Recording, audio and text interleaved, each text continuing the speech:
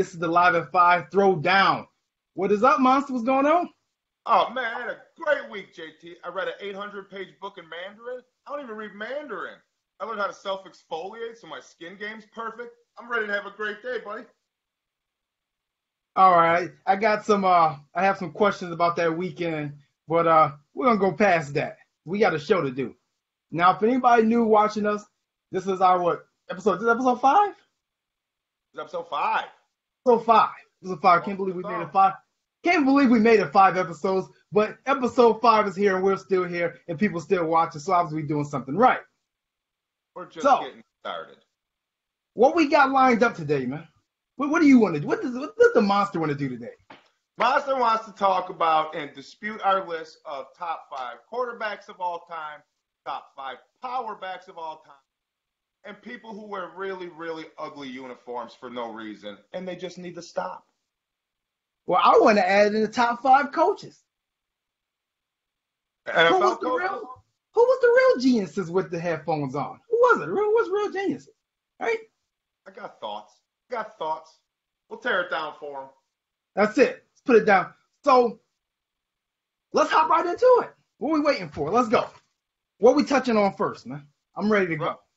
Run down and explain to the people your list of top 5 quarterbacks from 5 to 1, and then I'll do the same. You know, when I made this list, I put a lot of thought into it, okay? I've been catching stuff all week about my list. A lot of people didn't like my list. I don't understand why a lot of people didn't like the list, but a lot of people didn't like the list. But whatever, that's cool. Not for everyone. My top 5 list goes this list. Mr. Tom Brady is number 1. I said 5 to 1. Go backwards. Okay, I'll go backwards. I'll start at number 5. Okay, well, I'll start at the bottom of my list, which is Joe Montana. Joe Montana's at the bottom of my top 5. And he's lucky he's made it. And I'll explain why in a second. Yeah, he's lucky. Okay? Peyton Manning is number 4. John Elway is number 3. Dan Marino is number 2. And I have Tom Brady at number 1. Dan Marino? Yes, Dan the man. The man at what? Where's the hardware? What's he got? It wasn't his fault. It wasn't his fault. Wasn't his fault. All right. Strong list, okay? Dan Marino don't belong on. Throw Marino out. You got to put Jim Kelly in there before Marino. It's on AFC Championship games. Don't even start because the only reason you got Brady number 1 is because of the ring. So let's go down Monster's list of his 5 quarterbacks. Number 5, I got John Elway. John Elway, to me, when I watched him, was the epitome of a tough guy. The dude just gritted, and I love the way he went out on top. Grinded his whole career, went out with 2 rings, and rode off into the sunset. As a GM, well, that's a different story. We're not doing those. Number 4, I got Tom Brady. Yeah, number 4. He's not in the top 3 for me because, again, you're basing it just off rings, and you can't do that. At least in my opinion. I told you, and we touched on it last podcast, a lot of secrets are going to come out about the Patriots a couple years down the line. That stuff was crooked in that organization. So I'm putting Brady at number 4. And you know my feelings on Tom Brady. So he's lucky he made the top 5. I feel like I would have got a lot of ridicule if I didn't put him in there. And number 3, Drew Brees. Drew Brees. I love Drew Brees. 5 out of the 9 5,000-yard passing seasons in the history of the NFL. You can't ignore that. You can't ignore that. Number 2, I got Peyton Manning. The numbers don't lie. It's Peyton Manning. And number 1, I got Joe Montana. He's 4-0 in Super Bowls. Yeah, Brady's got more rings, but Joe never lost, and he didn't need his kicker to help him get the rings. So that's my top 5. I got Elway, Brady, Brees, Manning, and Joe Montana as my greatest. My opinion, and that's my list. Okay. I'm going to go into greater detail about my list, all right? And I'm going to start with number 1 about my explanations and go down this way since I went reverse the other way. I'm going to start with Tom Brady, okay? The reason I have Tom Brady, yes, the rings are a part of it, but we play the game to win rings. But when you really think about it, they say Tom Brady's a systematic quarterback. Yeah. Every quarterback's a systematic quarterback, even Joe Montana, because Joe Montana was in the system with the great Bill Walsh. Am I wrong? Am I incorrect? Yeah, but he didn't need his kickers to win his rings. Hey, whatever. The West Coast system was created for Joe Montana, and he ran it. Tom Brady has played in multiple systems.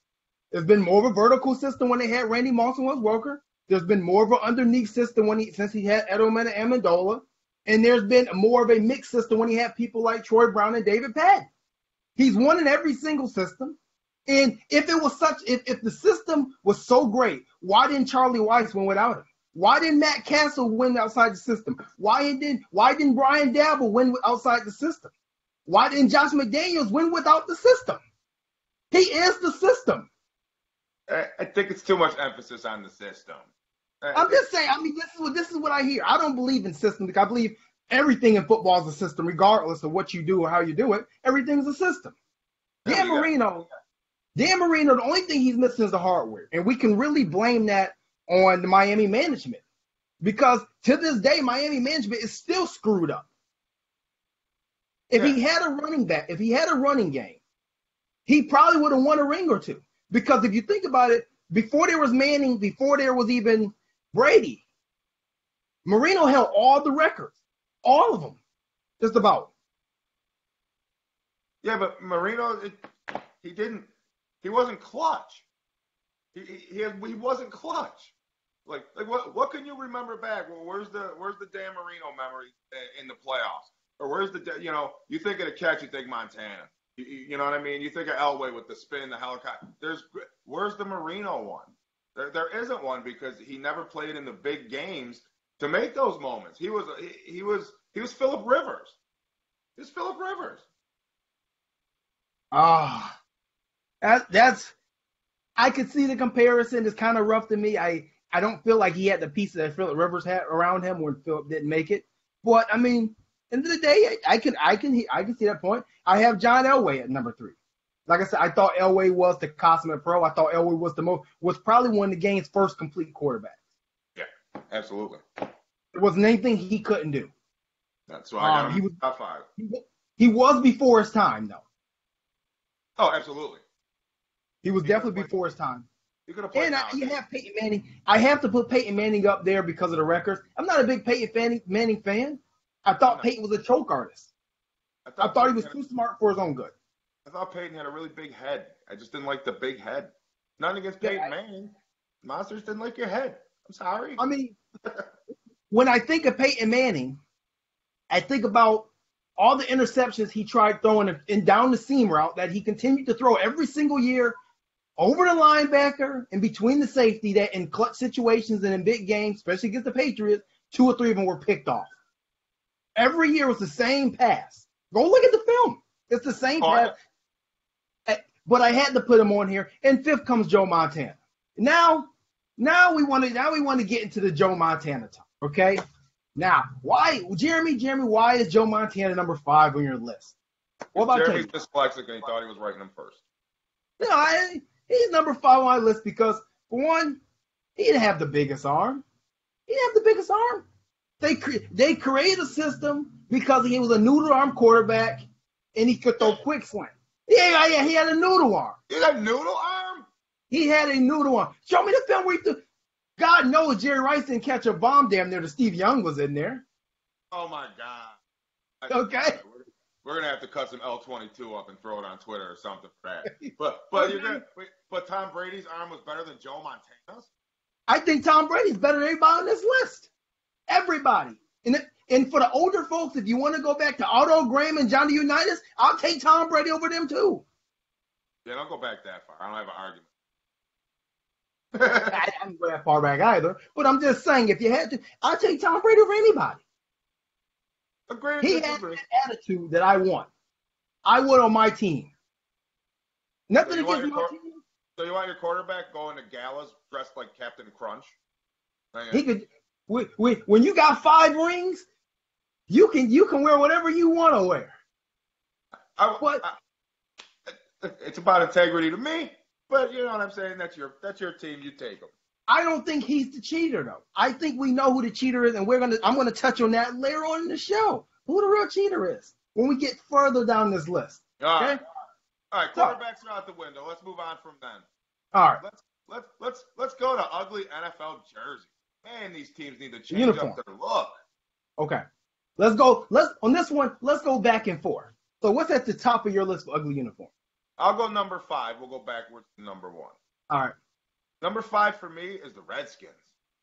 Oh, them colors are just ugly. The mustard yellow and the maroon, and it's just horrible. I understand the colors, but, Dan Snyder can't build a team right, so he's not going to get the uniforms right. That's probably way down on his list of priorities, but it just needs to be spiced up. I love the logo. The logo is timeless, but just change what's around it. It's just so bland and ugly to look at. Go ahead, JT. I got to take a sip of water. It's making me angry. On the bottom of my list is because, from my last point, not that the uniforms are terrible, but I just don't like when I see these uniforms coming. It's the Patriots. I don't like seeing these uniforms. These uniforms for us normally equals a bye week, just about. Might as well be.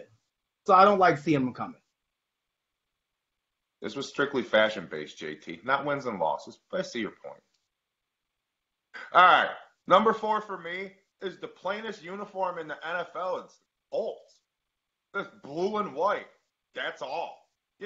Turn the logo sideways, and it's a C for Colts. Add a little gray. Don't make them look like the Lions, but just give it a little shade here and there. It's just so bland, JT. It's like a chalkboard. You know what I mean? When we played them in the snow game, I couldn't even see them. I got a 55-inch TV and semi-good eyes, and I'm like, where are they throwing it at? I thought we had touchdowns every time because I couldn't see them on the field. I couldn't see them either, but for a different reason because I was actually there and it was just a lot of snow. Couldn't see. Ooh.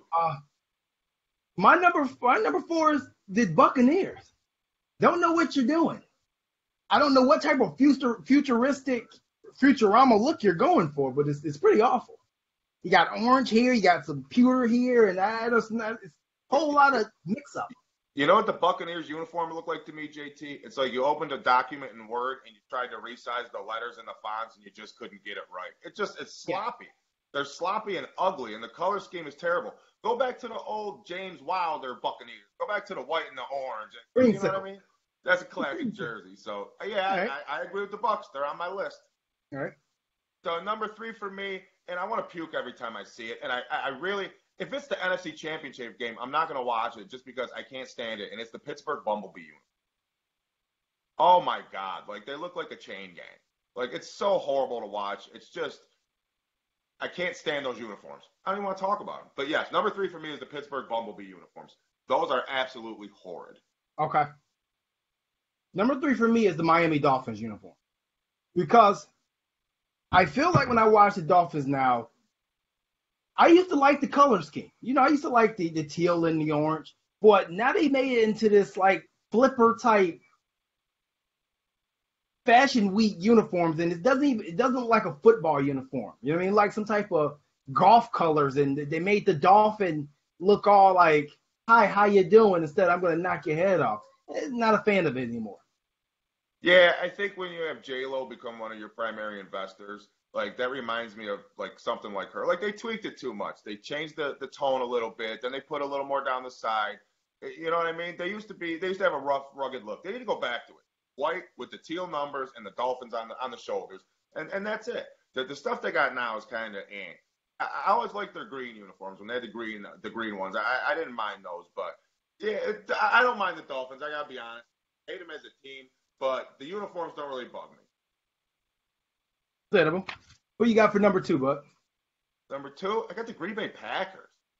Oh, just another team. Just do something. I understand tradition, folks. I understand, you know what I mean, the franchise history and Lambeau and blah and another blah.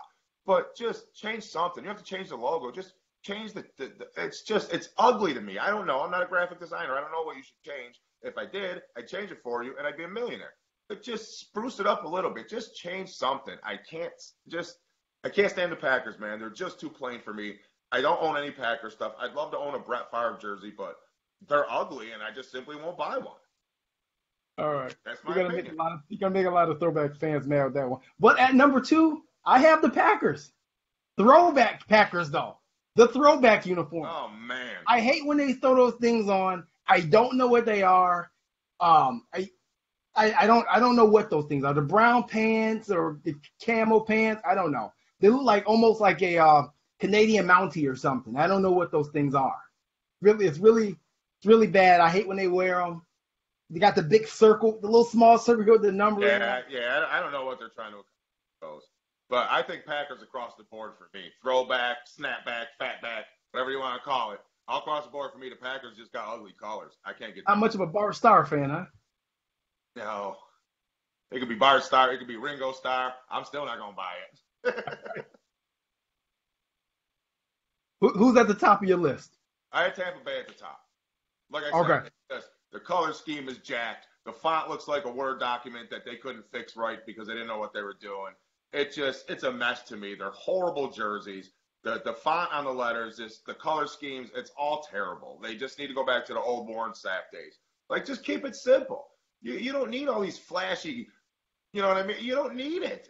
The jerseys were fine the way they were. At least these particular teams. The rest of the teams I really have a problem with. But these five, you know what I'm saying, JT? If their mom was raised in the church, she should tap them in the mouth. That's all I'm saying.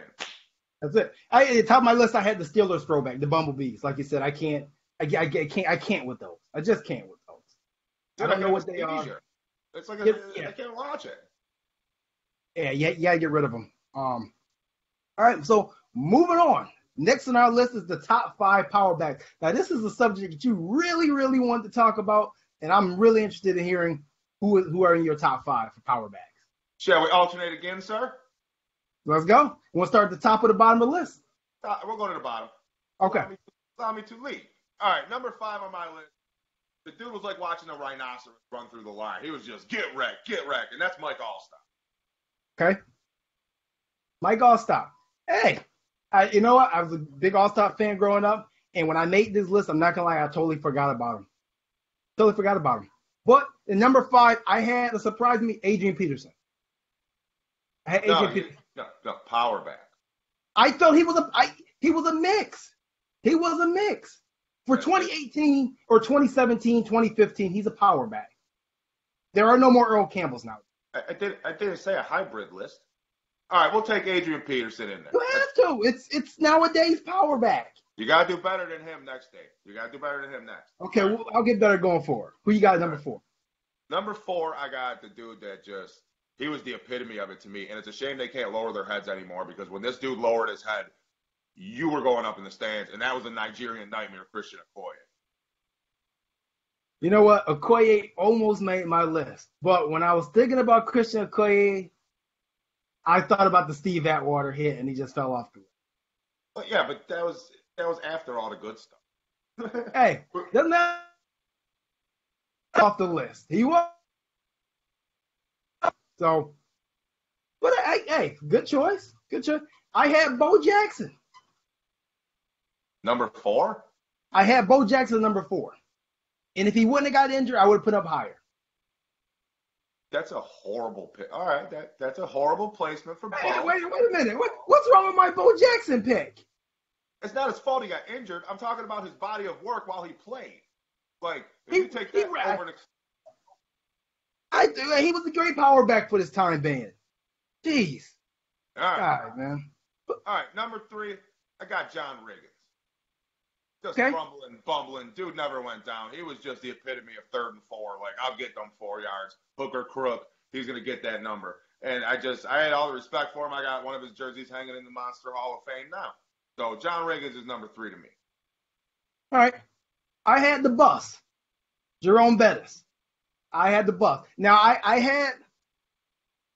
it took me a minute to put him on the list because the bus, as big as he was, had great footwork and was very finesse for his size. But I went back to when he went to Pittsburgh and they kept running them HB traps and stuff like that, and you just couldn't stop it. So I went with the bus as number 3. That's a solid pick. I have absolutely no gripes with that one. Thank you, sir. Number 2 for me, I got Earl Campbell. I mean, the clips don't lie. The guy was like watching a subway cop. He was just, you know what I mean? Earl Campbell was, I think, definitely very ahead of his time. He could play nowadays. Would he get the numbers that Shady does? No. But I think he could play nowadays in a role similar to what he did. But back in the day, man, Earl Campbell was just unstoppable. Right. So I got him. I second that. Number 2, I also had Earl Campbell. I had Earl Campbell at number 2. All right. The number 1 power back all time is Bo Jackson. You can't argue that with me. It's Bo. You had Bo, but you just argued with me about having Bo at number 4. Because he deserves to be number 1. You ask Brian Bosworth, who's the toughest running back in NFL, and I bet you he says number 34. You just said 2 minutes ago about the body of work. Yes, I was saying he needs to be higher on your list. I said your placement of Bo is horrible. Number 4 is too low. I had Jim Brown. I can't argue with that either. For me, it was just I've seen very little on Jim Brown because he was before my era. So if you notice, a lot of these lists are my era play. You know what I mean? Because that's what I'm familiar with. I can't speak on the Otto Grahams or the Jim Plunkett's or you know what I mean? I can't speak on that era because I simply didn't see it. I wasn't around, and there's not access to information or footage like there is nowadays.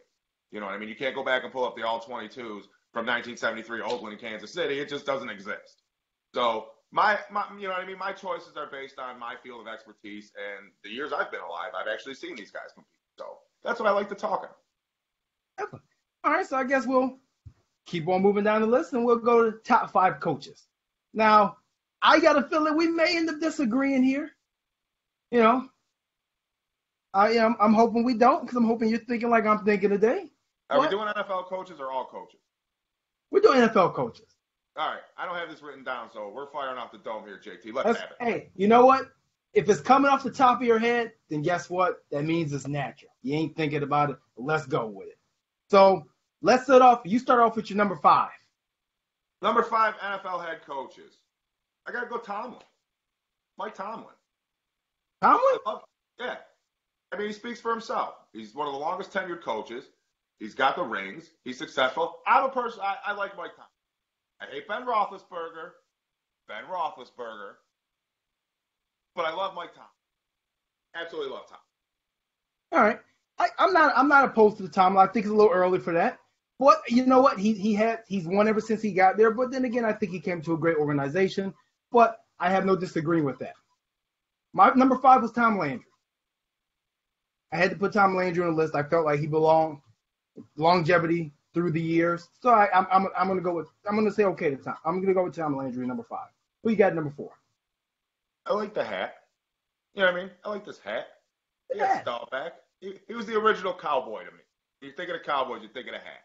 You know what I mean? So I like that. All right, number 4 for me, and he's a personal favorite, and you're going to disagree, but I like Mike Ditka there. Put Mike Ditka there. I love Mike Ditka. The mustache, the sweaters, the Super Bowl show. Come on, JT, you got to have a little fun. You pick Tom Landry. The guy's as dry as a paper towel. Like, where's your personality in your coaching? Let me guess, you got Bill Parcells on your list somewhere. I got Chuck Noll at number 4. I got Chuck Noll. This is the reason I didn't want to put 2 coaches from almost the same team on the list. So I put Chuck Noll over Tomlin. But I like Chuck Noll. Obviously, his pedigree speaks for itself. We don't even have to talk about him too much. We know what he brought to the table. Yeah, that's pretty solid. Chuck Noll. Who you got at 3? And number 3 of all-time coaches, I got to say, I'm not going to give Belichick any spot because he doesn't deserve it, and I would never do that. So for number 3, I'm going to go, you know what, I'm going to go with this guy because he was a decent coach, but what he's done after coaching is even more remarkable, and that's Tony Dungy. Okay. You can't argue with Tony. Tony literally won every spot he went to. Yes, sir. He won every spot he went to. You can't really argue with the winning pedigree because he won. And I think if he came back today, he would still win. I mean, he's the type of coach where if he came to your franchise and you were down in the dumps, right, it brought you up and rejuvenated you. Absolutely. At number 3, I had the tuna. You just picked Mike Tomlin. I had the tuna. Yeah, but Mike Tomlin never cheated a Super Bowl out of the Bills. Injuries in the last 2 minutes. They made the rules for that game. Parcells won everywhere he went. He went to New York. He got the job done.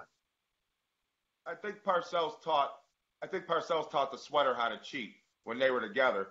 They just didn't have the technology back then to catch the tuna doing it. Well, I'll tell you what. with that Super Bowl that he won against our Bills, this is the reason Marv Levy did not win, did not make my list. You know he cheated in the last 2 minutes.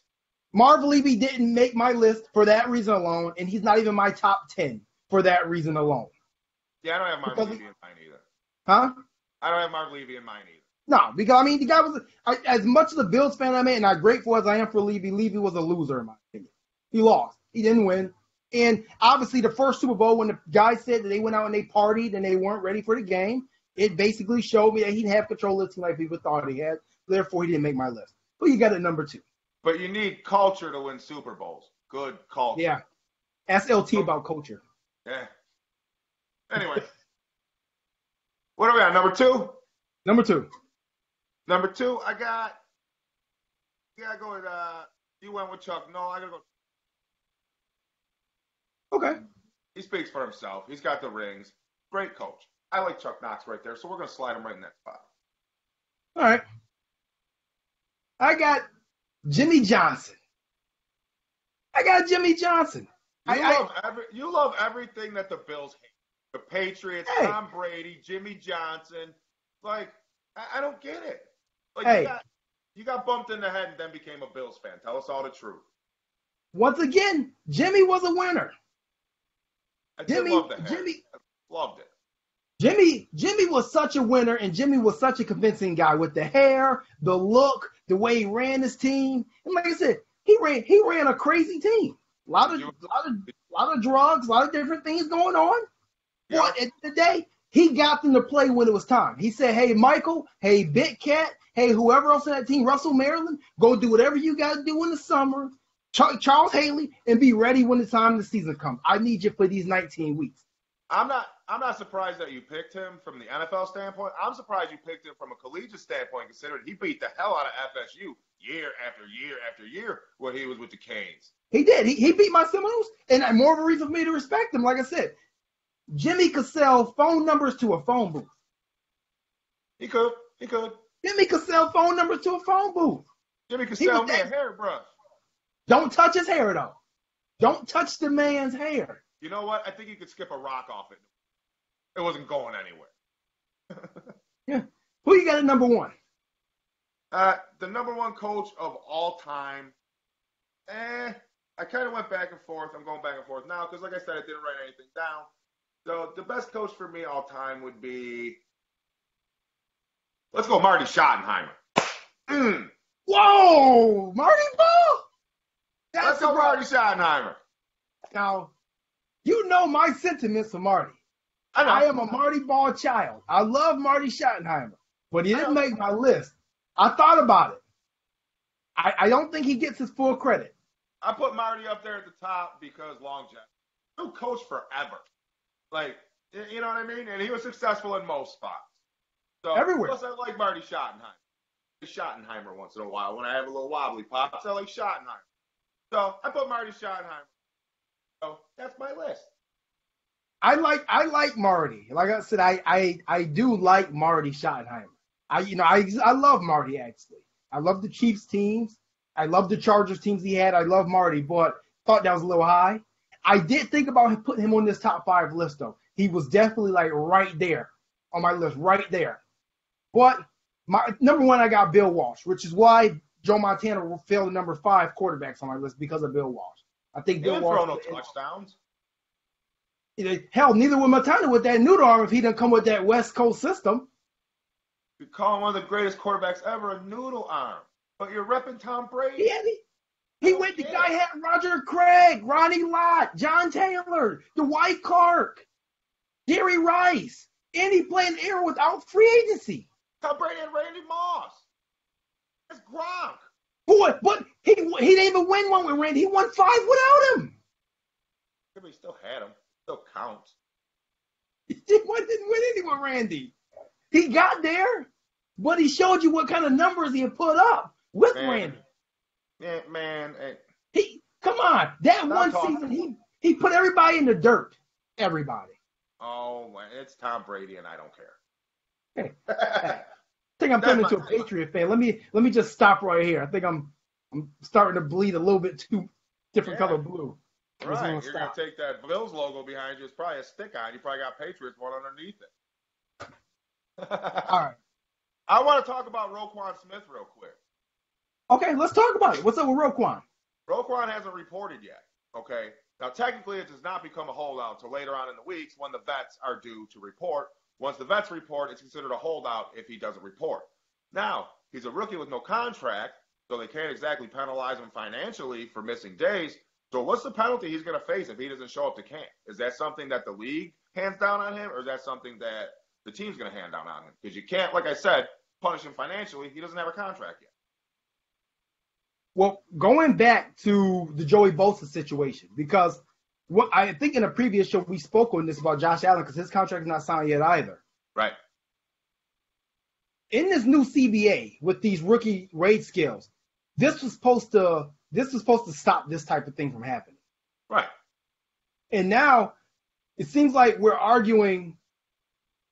It seems like we're arguing now about bonus money and how the contract is structured.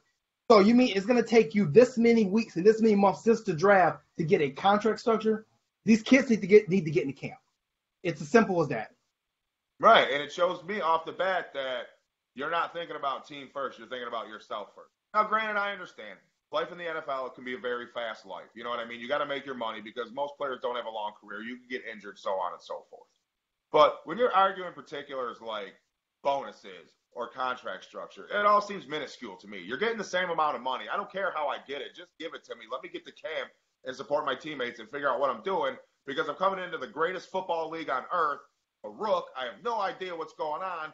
So I need to be in there when camp starts. Not worried about if I have enough money to cover the pool in the house I just bought for my mom. You know what I mean? You need to focus and put it in the right spot.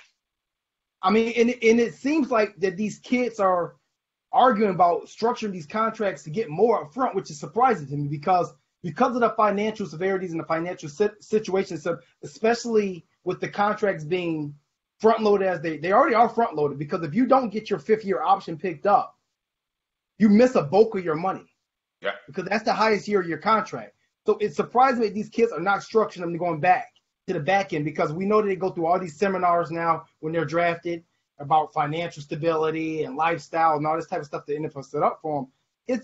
It's very disappointing to me. It's very disappointing to still see this type of crap happening. And I call it crap now. It is. It is crap. It's like the crap, but we are at franchise tag deadline day today. I don't know. I got to agree with you on Roquan. I mean the quarterbacks I kind of get. The quarterbacks I kind of get. But even at that, I'm still disappointed even with quarterbacks. Right. Not being signed right away. Because I feel like if you're a rookie quarterback, you're drafted in the first round, your first impression should be, let me sign this dotted line, let me get in the camp, let me get in this building, let me make a difference from day one, starting now. I'm going to put my mark on now. And with these three quarterbacks not signed, because I don't think Darnold signed yet either, right? Nope. Right? Yep, I don't think so as of now. We'll see what happens. If they're in camp day one, I don't have a problem with it because I know they've been in many camps and the rookie camps and stuff like that. But anybody that missing training camp, I'm just very disappointed in. The CBA is supposed to stop this type of stuff. It doesn't seem like it's stopping. So what's next? It's agents. It's agents picking apart these contracts, just trying to get as much dollars out of it as they can. That's all it is. I think half the players leave it up to their agents, and rightfully so. They're trained professionals. That's what their job is, to handle your finances, contracts, etc. But when you start negotiating and nitpicking on stupid stuff, you're breaking down bonus structures. And I understand you're talking about a lot of money. But when it gets to that point, I believe it's more of the agents doing than the players doing. Because the players all want to get paid, yeah, but as a professional athlete, what's the one thing you want to do the most? You want to play ball. You want to be out there with your teammates. You want to be in the locker room. You want to get that camaraderie, especially as a new guy. You know what I mean? You want to make friends, get the routine down, who you train with, who you eat with, where you guys go for meals, pregame, postgame, the travel schedule. All that stuff they need to figure out. They need to be there from day one for that. We touched on it with Cornelius Bennett, how hard it was for him to come in 6 months into the season, or 6 weeks into the season and catch up on everything as a rookie when he finally got here. It's intense, and I'm sure it's gotten worse. He debuted. You know what I mean? So I can only imagine the immense pressure and the things that they have to go through. So to me, it's agents picking apart details, and it's avoidable. Yeah, no, it's terrible. is terrible. Like I said, with the new CBA, like the old CBA, I was okay with it because obviously we were trying to get every dime you can get. Hell, we saw Sam Bradford get $50 million guaranteed, but you're no longer doing that, and I don't see what the problem is. He needs to get in the camp, especially being the leader of that defense, especially going to Chicago where players like Buckus and Singletary and Urlacher has come before him. You can't mess around in Chicago at middle linebacker. He's got big shoes to fill. Big shoes. They're monsters at Midway for a reason. You're taking a legacy, be a leader, get your butt in the camp. Simple as that. Totally agree with you, Monster. Great point. Great point. I got an Urlacher jersey also. Monster Hall of Fame. I love Urlacher. Love Urlacher. Thinking of linebackers, maybe next week we should do best top 5 linebackers just to get real interesting. Yeah, we could debate that. I got a little couple surprises I could slip it on you. Let's do it. All right, so I'm gonna hit you with some buy, sell, or trade, man. And let's go with it. You don't know what's coming. You know what I want to sell, JT? I want to sell these little water bottles my girlfriend buys. Like, what am I gonna do with this? Like, I got to drink 12 of them to even get a sip out of it. Like, what's the point of this? Like, how much did this cost me? Like, can I recycle this? Like, do I get a nickel back? There's 2 cents worth of plastic here. No, I sell those. But let's get into what you want to talk about. If whoever's watching, if we're not on next week, just know the Live at 5 got sued for defamation by Price White Water. Thanks to Monster. But I spun it fast so you couldn't see it. You didn't say it. I didn't say it. Comments of JT reflect JT only and do not affect or Monster Inc. in any way, shape, or form. All right, well, buy, sell, or trade. They can't get shopping carts where the wheels work. I'm not worried about it. Yeah. Buy, sell, or trade. Will Drew Brees knock any of our top 5 quarterbacks off the list? Well, he's on your list, Tom. Yeah, he's on my list. On your list, yeah, he should knock like 3 of them off immediately. So he's on my list. I think when Brees is done, he'll pass Manning and Montana and knock Montana off my top 5. Hopefully he will. I think he'll finish second for me. It's going to be hard because and besides Kelly in my era, Montana was. You know what I mean? So it's like Michael Jordan. That's who I grew up. That was the best. So that's who I'm kind of a homer to Joe Montana. Since you have Drew Brees on your list, is there any quarterback that's playing right now that you think can knock one of these guys off your list, matter of fact? That's still active? Yeah. No. Because if you look at the quarterbacks that are going out, Phillip Rivers isn't going to do it. I hate Ben Roethlisberger. You know what I mean? Matt Ryan still got a long time ahead of him. I mean, by the end of it, it's hard to say now. By the end of it, somebody could step up and challenge when it's all said and done and absolutely knock them off. I think, but for right now, the rest of the Brees era, with like I said, with Phillip Rivers and Ben Roethlisberger, that era's almost finished. So I don't see anybody putting up enough numbers before that era ends and it turns over to Goff and the next generation. I don't see anybody knocking Brees off that list yet. Okay. Will Bill Belichick go down as the greatest coach ever? Statistically, greatest football coach ever or greatest coach ever? Greatest football coach ever. Let me correct that. Greatest coach ever is Phil Jackson. And if nobody thinks that, I don't know what to tell you. Greatest coach ever is Phil Jackson. It just depends on what comes out after the fact. I think statistically, yeah, they're going to give it to him the same way they statistically give it to Brady. He's got the rings, he's got the wins, the blah, blah, blah. But it's tainted to me. You know what I mean? I think more is going to come out. But no, I think statistically, yes, he's going to go down as the greatest head coach of all time. Do I think he deserves it? Hell no, I don't think he deserves it. I think he cheated, scammed, and got what he got. And after the fact, yeah, you catch the Patriots after the fact, but guess what? They're not going to replay the Super Bowl. They don't take their rings away. They already won it. They don't care if you caught him cheating. It's after the fact. You know what I mean? You graduate high school and your math teacher calls you after you got your diploma and it's like, oh, you cheated. Yeah, I cheated. I'm enjoying college. Don't call me anymore. I'm gonna sell this because, like I said, because of what you just said, the cheating. That's why I mentioned earlier in the show that I don't think Brady was the cheater there. I think the cheater was Bill Belichick. If he's smart, I know Bill Parcells is his mentor. If he is smart, he'll take a page out of Bill Parcells' playbook. When Brady leaves, you leave. You take a front of. You don't have to leave the game of football, but don't stand on another sideline. Take a front office job where you can't be held fully accountable for what's going down on the field. But I think he will go down as one of the greatest and maybe the greatest NFL coach ever. And I agree with you. I don't feel he deserves it because without Tom Brady, I feel like he's a 10-6 coach. He's back in Cleveland all over again. I don't think he has any rings without Brady. Now, does he create a positive culture? Yes. Does he create a decent defense? Yes. But then again, he's supposed to be a defensive genius, and his defense has not always been great, even in New England. We'll see how they do this year without Matt Patricia. Yeah, well, we'll find out. We know how they did without Romeo Cornell. Yes, they were scoring 50 and 60 points, but that didn't mean anything for the defense. Nope. And he hasn't giving up 30 either. If you want to add to it. Yes, sir. So I got a good one for you. So we're both selling the Belichick thing being the greatest ever. All right. I got a real good one for you. Would Dan Marino have won 4 Super Bowl with the San Francisco 49ers if him and Montana switched? Yes. Yes. Absolutely. If he would have had, he had Clayton, he had Duper over the years. Montana, you know what I mean? But he never had Jerry Rice or John Taylor. You know what I mean? They were both Hall of Famers, class by themselves receivers. He just happened to have them fall in his lap and just got to use the hell out of them. You know what I mean? So I think if Marino had that, absolutely. Plus, he would have been coaching, you know what I mean? He would have been under Bill Walsh. So nothing away from Don Shula, but you know what I mean? Where's your rings, Don Shula? Yeah. So you know what? I absolutely think I bought this too because, like I said, everybody knows my feelings for Dan Marino at this point. Man Crush Monday. I think just Dan Marino in general, even if here in Buffalo for the four falls of Buffalo, pretty much. The Super Bowl we lost. If we would have had Dan Marino, I think we'd have won at least 1, maybe possibly 2, if we didn't have Jim Kelly. I'm not high on Jim Kelly. People know this. I'm not high on him. I think he was an overrated quarterback. Gritty, yes. Choke over here. I'm just saying, was Jim Kelly gritty and gutty? Yes, he was. But he was gritty and gutty because of a lack of talent. He was the modern day Jay Cutler.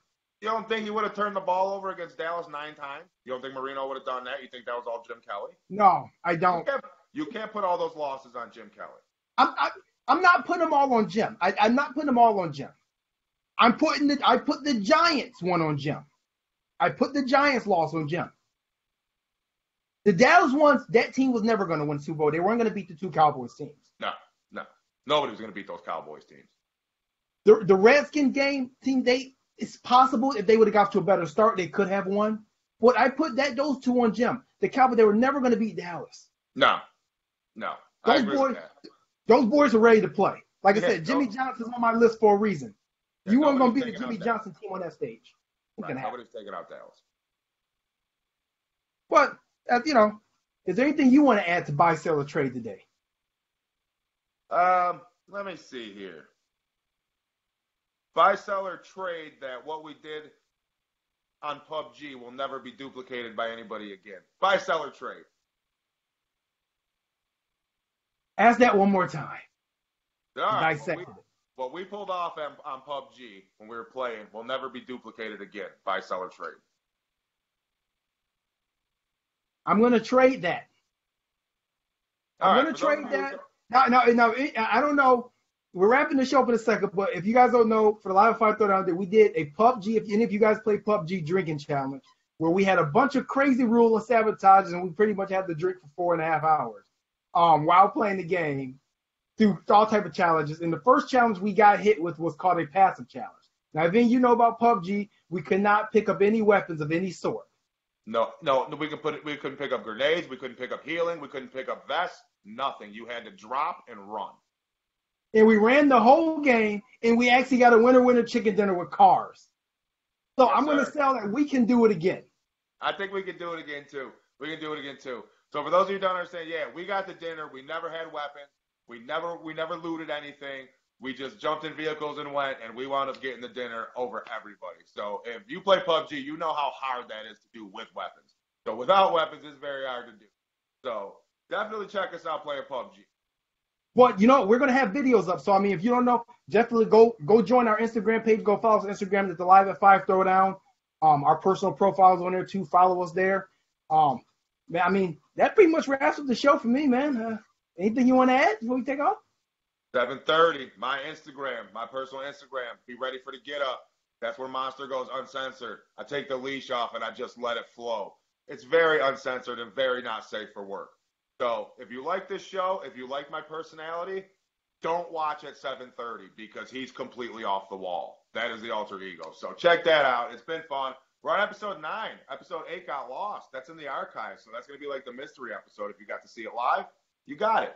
But episode 9 will be locked down. And we're ready to go tonight, JT. I'm always ready.